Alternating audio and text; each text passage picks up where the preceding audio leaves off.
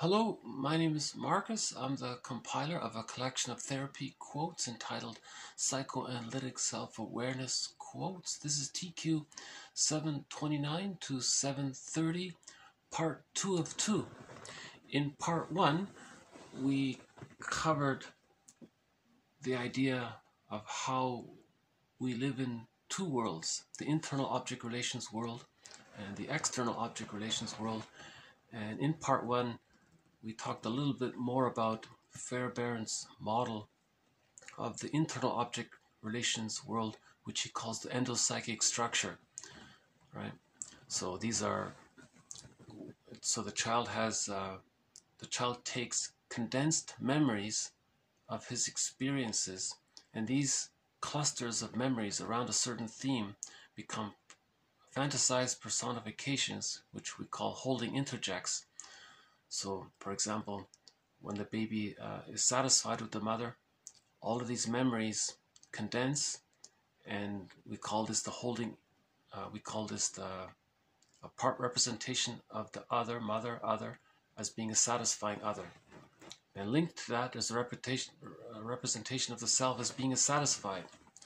Sometimes the mother is alluring and promising, image of her like that, image of the self as being allured. Sometimes the mother's rejecting, the image of her as being like that, and the image of the self as being unloved and unvalued and all that. So we have 6, for example, there are 6 characters there. But these images are based on what's called primary process thinking, meaning the child thinks in images. He doesn't have language yet. And these images now, or these fantasized personifications, are infused with the child's feelings around these memories, so they become distorted. And from the baby's point of view, the baby sees the mother as a giantess. It's as if she's like a giant from the baby's point of view. So all in all, primary process thinking infused with his feelings and the perception and how helpless and needy he is, and his feelings around that. And that's the circumstance.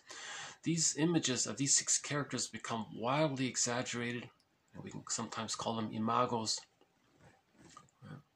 So part 1 talked a little bit about what's called the endopsychic structure of how we live in two worlds. And we relate, a part of our own ego relates to these characters inwardly. If there's a lot of stress there, the person may be focused on seeking distractions and finding some comforts to soothe the internal object relations world. Sometimes we project these characters outwardly and so on. So may I refer you to part 1 about that. So we'll just continue then here with part 2.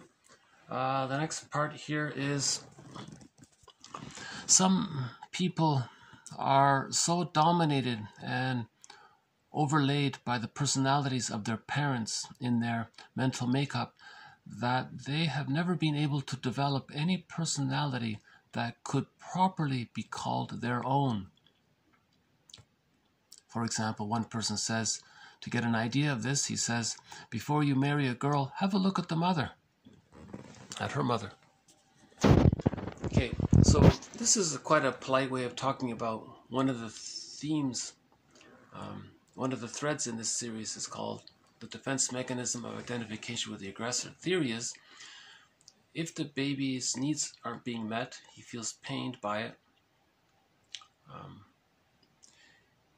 And how to deal with the pain, the theory is the baby just adopts his mother's thoughts as his own. That's called identification with the aggressor. Now, and that person grows up, does to others what his mother did to him, because he's identified with her, identified with the aggressor. So if the mother was using the child feels exploited, devalued, humiliated, shamed, and all that. The child identifies with the aggressor, grows up, and does to others those things to communicate that when he was a child, his mother did those things to him. Okay, that's called identity. So he's fused with the mother so much so that he's identified with her. He's become her. That right there is the narcissistic pattern.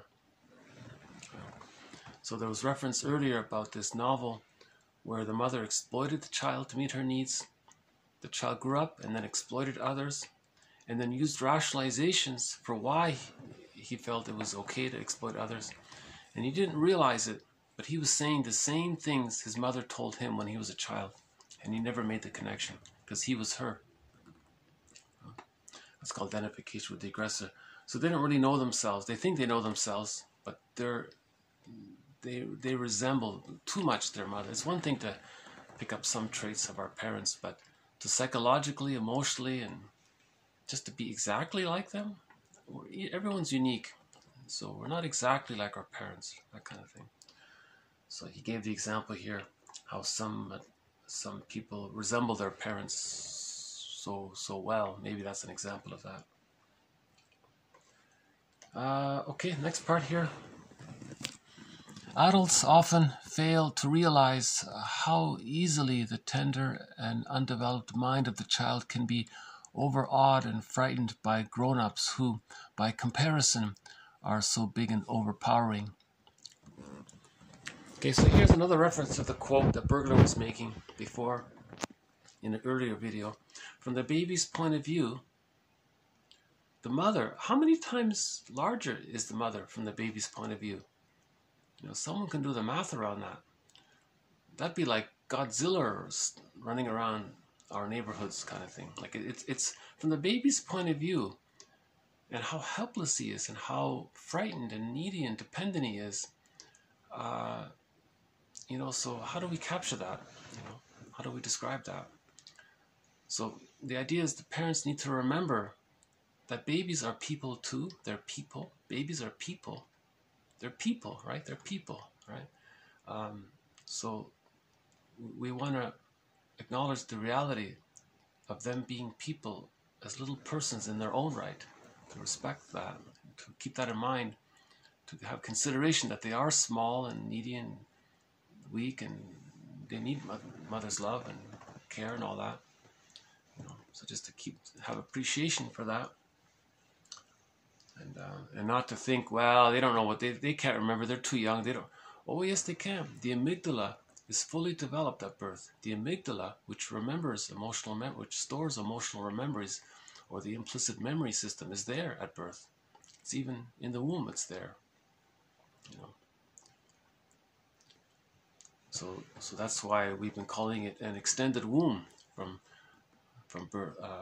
Humans come out of the womb too early, so the first stage from bonding at birth to the next 6 months, that's called the stage of symbiosis. That's the extended womb.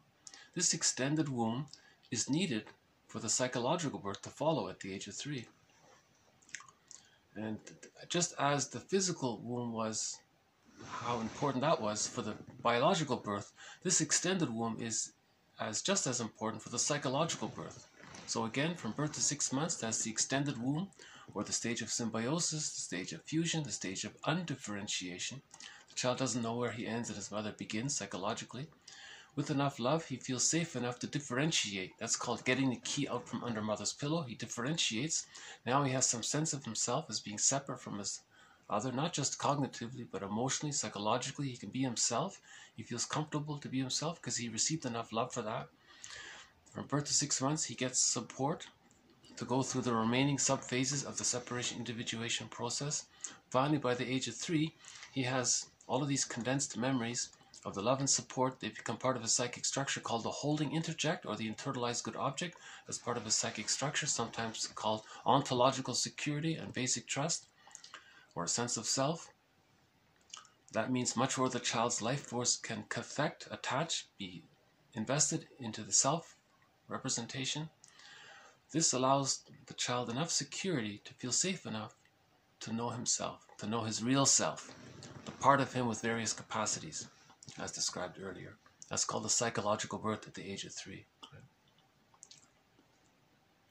So we'll just end on a meditation. Is very popular, I noticed, so we'll just end on a meditation question from the psychoanalytic point of view.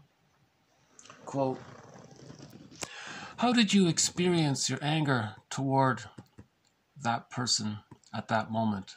Or can you describe how you experienced this anger toward that person? So this is a type of a meditation question. So this is, I think, more from a self-help perspective. So think about the last time you were frustrated with somebody. Ask yourself, how did you experience that frustration? Don't blame fingers and accuse them of this and that. Keep it to yourself. How did you experience your frustration or anger towards them? What went on with you? What did you experience? How was your experience? Can you describe how you experienced that frustration? And focus on that question and see if you can answer that for yourself. And then consider that might be a repetition of what the person wanted to do or express when they were a baby towards their mother. That kind of thing. So I'll just leave it open there, that one there. How did you experience your anger towards that person at that time? Can you answer that question without blaming or making excuses or avoiding the question? Can you stay with it? How did you experience your feelings? So think about the last time you felt something about someone or something. How did you experience those feelings? What went on inside? What was alive in you? Can you find some metaphors for it? That kind of thing. Okay, so we'll just end on a song. So this song is sung by a popular singer from Germany, Katja Epstein. This is her cover rendition of Windmills of the Mind. This is my second favorite rendition of Windmills of the Mind.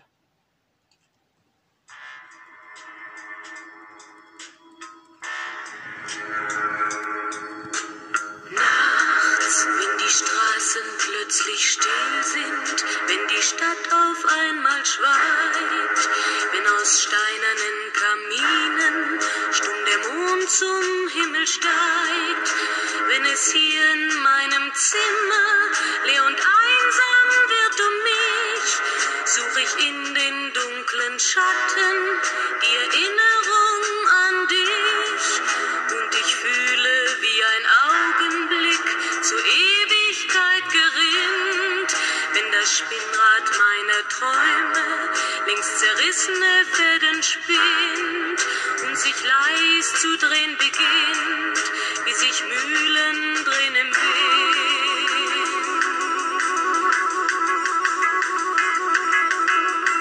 Und es kreisen die Gedanken ohne Anfang, ohne Ziel, wie die schnellen Wellenringe, wenn ein Stein ins Wasser fiel, wie ein Kreisel, den die Peitsche übers Straßenpflaster treibt, wie Spiralen, die ein Adler in den Abendhimmel schreibt, und ich fühle, wie ein Augenblick zur Ewigkeit gerinnt, wenn das Spinnrad meiner Träume längst zerrissene Fäden spinnt und sich leis zu drehen beginnt, wie sich Mühlen drehen im Wind.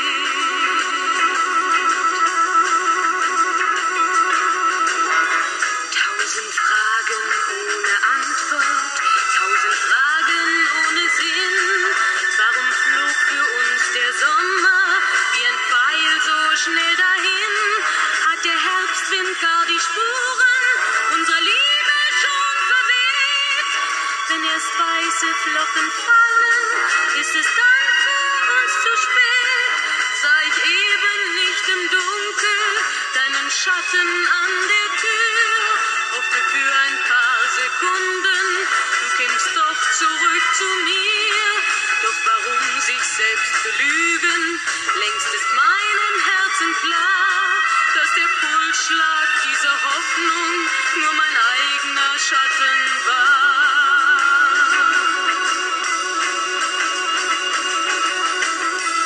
Und ich fühle, wie der Augenblick zur Ewigkeit gerinnt, wenn das Spinnrad meiner Träume längst zerrissene Fäden spinnt und sich leis zu drehen beginnt, sich im Kreis zu drehen beginnt, wie sich Mühlen drehen im Wind.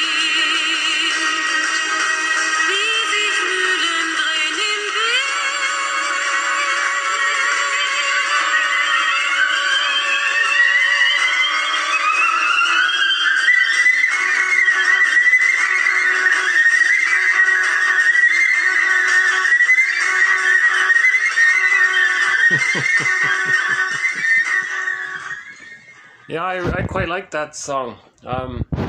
There are hundreds of renditions of this song. Very few people can. It seems to be a hard song to sing. A couple of people. I like a few of the renditions, including this one. It's one of my favorite here.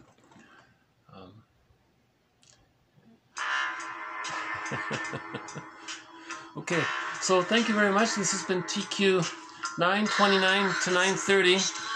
I very much recommend part 1. I think part 1 we covered the bulk of the material here. This is just my phone I accidentally shut off my phone while I was trying to get a picture of the crows. Sometimes when I turn the camera and I accidentally turn the camera off, so this part 2 is just sort of finishing off the video here. So part 1, in other words, part 1 is the bulk of the material. But in part 1 we talked about psychic life and who or what are you reacting to inside yourself? Because we might be projecting this who or what inside of ourselves onto others. If there's a cluster of memories with the mothers being so frustrating, okay, this who or what, this imago in other words, we may be reacting to this imago and then projecting it onto others. Now, we see others as frightening, and then that means we're still relating to this frightening imago within. So we're oscillating between this inner frightening memory and this outer frightening image of others. So we're going back and forth like this. That preserves the splitting and the denial. Okay, so we're not facing the unconscious ambivalence with the mother. Healing is when we face the unconscious ambivalence with the mother. Okay, heal the splits. Then we get to differentiate, leave the symbiotic fusion with the mother. That's called getting the key out from under mother's pillow. Then we find ourselves. That's halfway there. Right? Okay, and we talked about the situation where the person doesn't project these characters outwardly. He keeps them all within. That can lead to one form of introversion where the person is relating within. So remember, the unconscious ego is relating to the 6 characters within, and the conscious ego is relating to the external world. But there's an interaction going on because the unconscious ego is projecting these 6 characters into the present world for the conscious ego to get a sense of this internal object relations world. So we want the internal object relations world to be peaceful and harmonious. If it's frightening in there, the unconscious ego is going to project it outward because the psyche seeks wholeness. The psyche seeks wholeness by asking the person's conscious ego to recognize, to be a witness to his internal object relations world. Right? Grief is healed when it's witnessed by a caring other. We are our own caring other with the help of these models and quotes and understanding the positive intention of projection. Projection is confession, prejudice is confession, to learn about who or what we're reacting to inside of ourselves. Okay, now the extreme version of all this is called the schizoid problem. It can get so bad that, so one aspect of the schizoid situation is that the person is overly tied to the exciting image of the mother, the imago rather. If much of the child's life force is cathected inwardly to the image of the enticing other, that person may feel that their needs are so great they don't bother projecting it. So now they're withdrawn that way. Or much of their life force is cathected to the refusing side of the mother, and then they feel stress from that. In either way, the stress of not getting enough love or the stress of being refused, or being reminded of not getting enough love, or the stress of not even getting the basic love, or the stress of however they regard the unmet needs for love, either as the other being a desirable deserter or a hateful denier. Okay, so the unsatisfying imago is subsplit into the desirable deserter and the hateful denier. Okay, so whichever. Now, Fairbairn says if you project the desirable denier onto others, that's a hysterical technique. If you project the hateful denier onto others, that's the paranoid technique. So we had an earlier video about the techniques. So Fairbairn has these 4 techniques in what we do with arrested development, with this frightening internal object relations world. Okay, again, if you project the enticing, alluring, or desirable deserter onto others, that's the hysterical technique. It means you think others are so amazing and you berate yourself, or you project the hateful denier onto others and you think others are so horrible, and you yourself, in compensation, hold on to your infantile megalomania, which is called extravagant grandiosity, or the superiority complex, because you think others are all hateful deniers. That's the paranoid technique. Emphasis on the word technique here. Okay, so we recently did a video on the techniques, so we're just adding a little bit more to it here. Okay, the schizoid pattern, it's the love starvation. In the very extreme, it can lead a person to becoming detached, aloof, and emotionally cold. Even though they may put on a charming social mask, underneath they may be emotionally very detached. Right? Anybody with an insecure attachment style or arrested development, their idea of pleasure is tension relief. Okay? Because the baby's pleasure is more bodily based. Eating and comfort and being comfortable and soothing food and the body. So the relationships are more about the body, utilitarian, maybe that way. Okay. In whole object relations, the satisfaction is based on communion of friend, more based on friendship. Friendship in terms of mutuality. Each person respects the other as a person in their own right, and there's a mutuality there. So this mutuality is some characteristics of it are mutual understanding of each other, mutual appreciation for each other, thankfulness for each other. They value each other intrinsically. They recognize the other person's intrinsic value. In other words, the two people aren't just using each other in helping themselves relieve their tension. In other words, they're having a personal relationship with each other. Okay, so there's a certain delight in that mutuality there. Okay, there's sort of a heart connection. In other words, shared affinity means the heart connection. There's spontaneous mutual communion and communication, and it's not inhibited by the projection of these 6 characters, because they don't have these 6 characters. In the internal object relations world, there's the image of the other as whole, image of the self as whole, and they're separate and they're differentiated and they relate in this mutuality, friendship, caring way. With arrested development, the fixation at the rejection level of not getting enough love, right? There's a lot of tension there. The friendships are based on the shared need to reduce tension. So 2 people meet each other. First thing they say is, who's the in-group and who's the out-group? That's how they're bonding, by creating a shared scapegoat. They're not relating to each other in terms of genuine caring for each other. They're just using each other to discharge each other's tension. So we had Bergler's quote about the 2 people with the narcissistic pattern. Their deal was each take turns playing big shot in each other's presence. Once that contract's broken, the so-called friendships ended. With no explanation, no reason, no discussion, because there's no mutuality, there's no spontaneity of communion, there's no intrinsic value, respect for the other person as a person. There's none of that. It's just utilitarian relationships.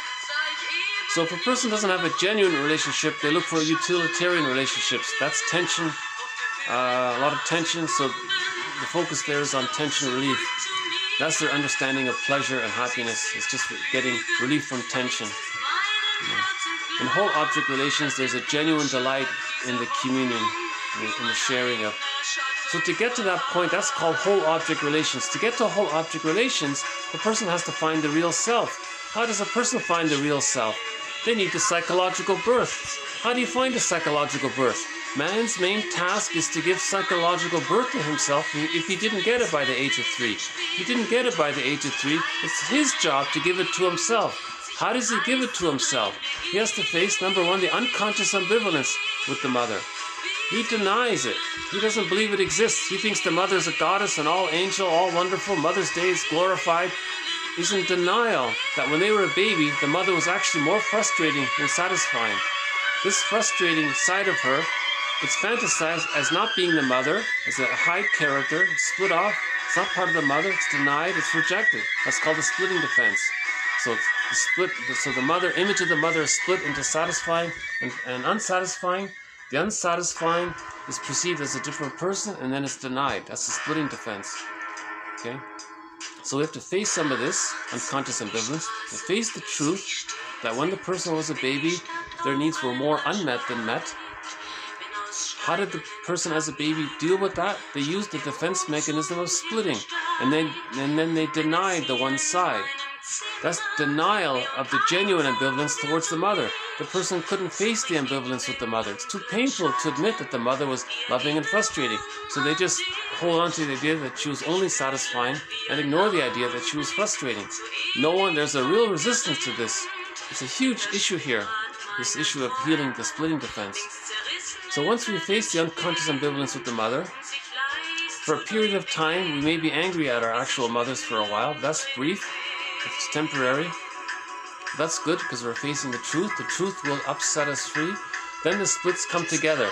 When the splits come together, meaning we see the mother as a realistic person and we forgive her, then we can get the key out from under mother's pillow. That's called differentiation. Once differentiation takes place, we're halfway there towards the psychological birth. So first we have to differentiate from the mother. Robert Bly keeps saying, get the key out from under mother's pillow. He's talking about differentiation. Okay? So how do we differentiate? We have to bring the split images of the mother that we're denying. We have to accept that and bring them together. So the mother's not a goddess or a demon. When we bring the two images of the mother in unconscious fantasy as goddess or demon together, we meld them together, we fuse them together, these two images disappear and a third arrives, the third side of the coin, a new healthy, realistic image of the mother as a regular human being who is caught in her existential dilemma arises. Once we get to that point, we see the mother and we respect the reality of her as a person in her own right. And the father too, he's a person in his own right. Once we get that respect, the reality, once we respect the reality that the father was a person in his own right, and he was caught in his existential dilemma. And that's the same with the mother. Okay, once we get to that point, we can forgive the other. When we forgive the other, we can differentiate. Forgiveness means there's some love there, so now we're forgiving. Okay? So that's one of the major threads in this series is how to heal the splits, how to get the key out from under mother's pillow, and how to achieve the psychological birth. Man's main task, again, is to give psychological birth to himself if he didn't get it at the age of 3. Okay, so I'll leave it here. So thank you very much. This has been TQ 929 to 930, part 2 of 2. And the song is Windmills of the Mind, sung by Katja Epstein. A wonderful rendition.